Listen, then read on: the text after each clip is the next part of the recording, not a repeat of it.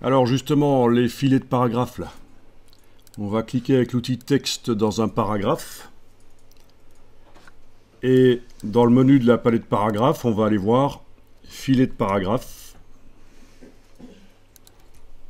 Comment ça a été fait.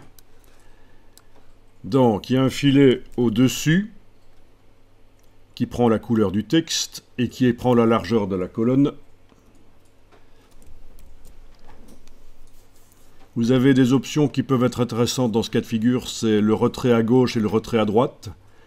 Ce qui peut être intéressant, c'est de faire sortir éventuellement le filet en mettant une valeur négative de retrait à gauche, le faire sortir un peu de la colonne, comme ceci.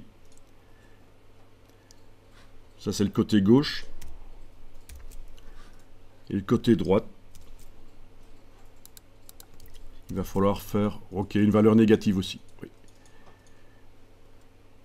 Sauf que ici,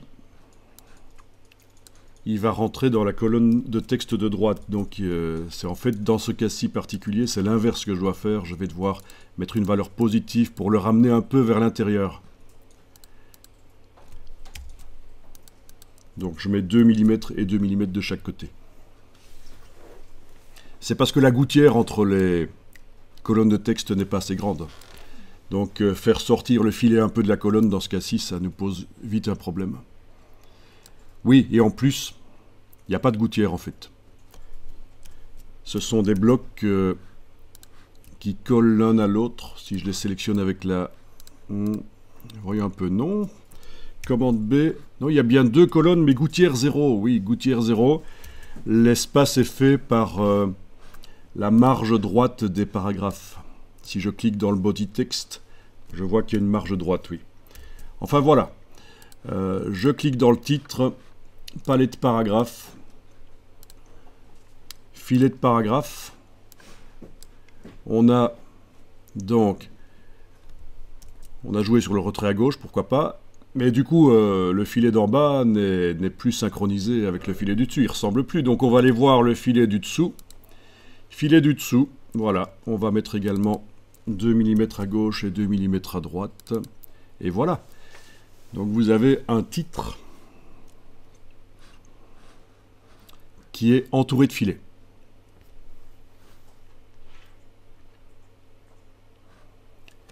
Donc la hauteur du filet par rapport au texte, c'est le décalage. 1,5 mm pour le filet du dessous, 4 mm pour le filet du dessus.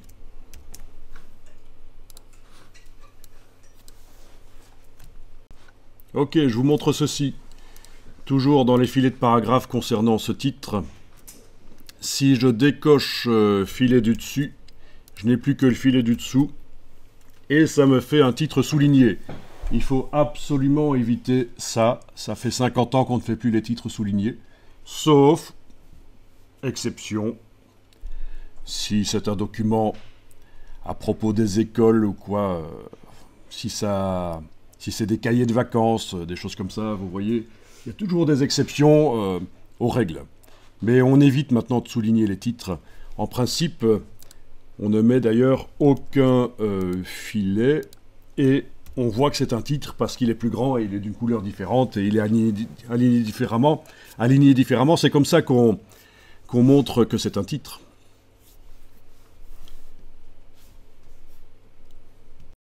Ici, je vais quand même réenclencher le filet du dessous pour vous montrer qu'il y a une possibilité, c'est de lui mettre une couleur différente du texte. Par exemple, je vais le mettre en jaune. Et bien sûr, ça pourrait être n'importe quelle couleur que j'ai créée dans le nuancier.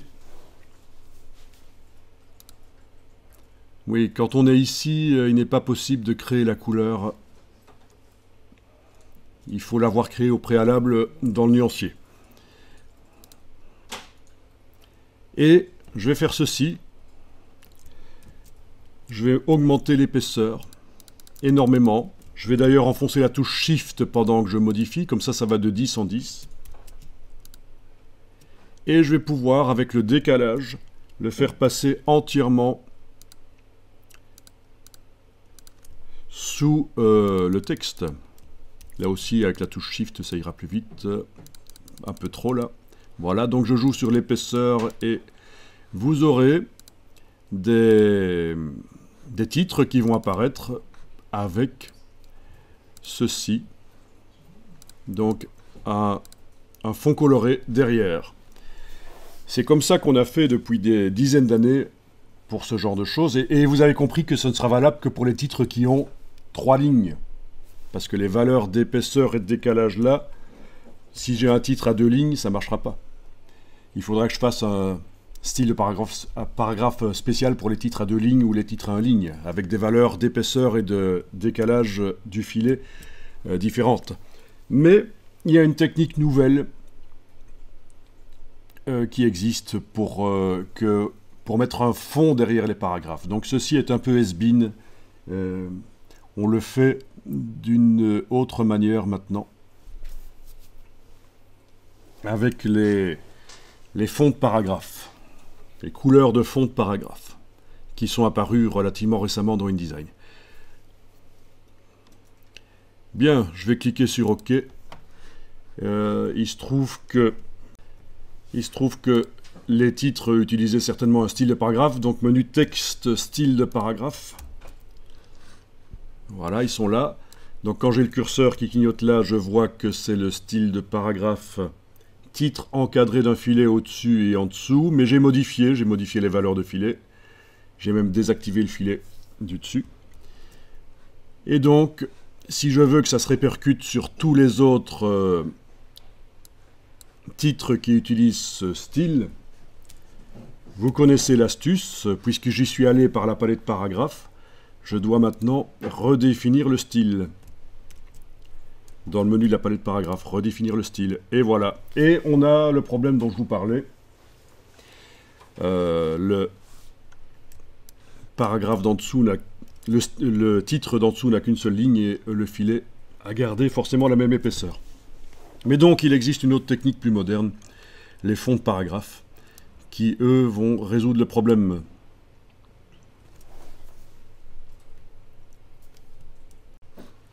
Donc, si je clique avec la flèche noire à côté des blocs, rien n'est sélectionné, et que je vais double-cliquer à droite du nom ici du style, ou faire clic droit modifier, vous voyez que si on y va par le style, au lieu de faire redéfinir le style après avoir modifié la palette paragraphe, si on y va par le style, les filets de paragraphe ont leur propre partie ici, où vous retrouvez tous les réglages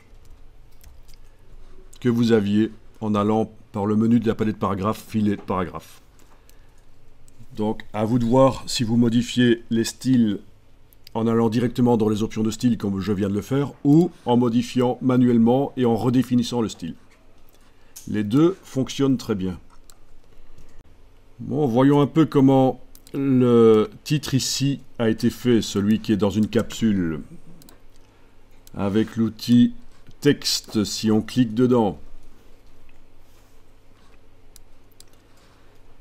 Voyons un peu si j'augmentais le nombre de mots, de lignes en fait.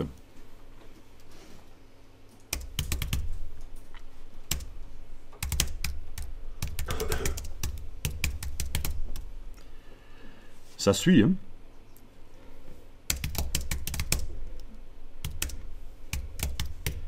Waouh, il est passé à la page suivante parce qu'il est réglé certainement. Où est-ce qu'il est? Il a complètement disparu en fait. Où est-ce que nous mène ce bloc? Si je sélectionne le bloc... Ah bah il n'y a pas de chaînage. Donc là je vais juste l'agrandir. Donc il ne peut pas passer ailleurs, il n'y a pas de chaînage. Voilà, ok, il est là. Donc il est réglé, comme on avait vu dans les options d'enchaînement, certainement pour rester collé au texte qui suit. Donc, petit rappel, palette paragraphe, option d'enchaînement. Toutes les lignes du titre doivent rester ensemble. Et il doit y avoir minimum 4 lignes du paragraphe suivant, le body text, derrière ce titre. Vous vous souvenez? Les options d'enchaînement, les automatismes. Ok, je vais supprimer ici. Ah tiens, ça clignote. Les règles sont affichées. Commande R. Voilà, là ça clignote plus. Donc problème avec les puces M2 de Apple et InDesign actuellement. Donc voilà. Donc, comment est-ce que ça a été fait, ce cartouche auto-redimensionnable? Ben, c'est justement la méthode dont je vous parlais, qui remplace un peu les filets épais qu'on place, qu'on décale sous le titre. Donc, ben, positionnez le curseur dans le paragraphe et par la palette paragraphe, le menu de la palette paragraphe, voilà la nouvelle option dont je vous parlais, bordure et arrière-plan des paragraphes.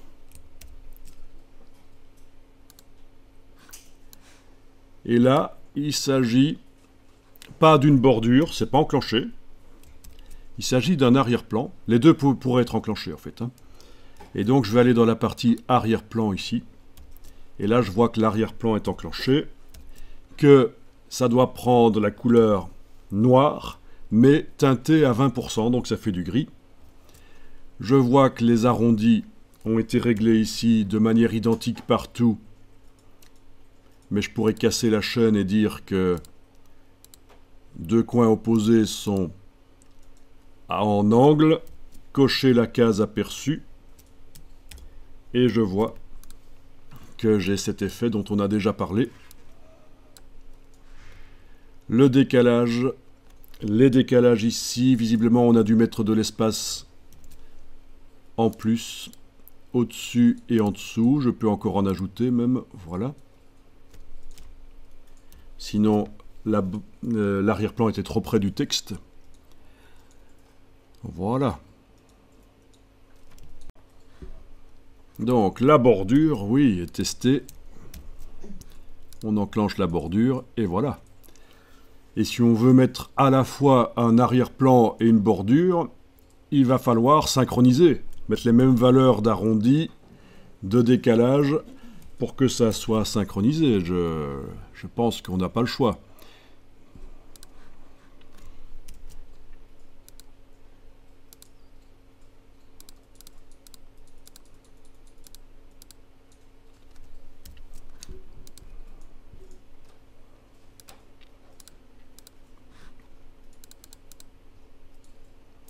Voilà.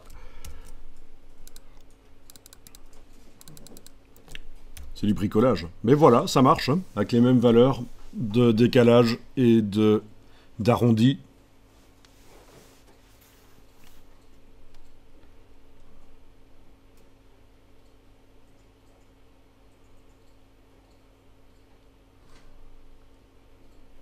Ok.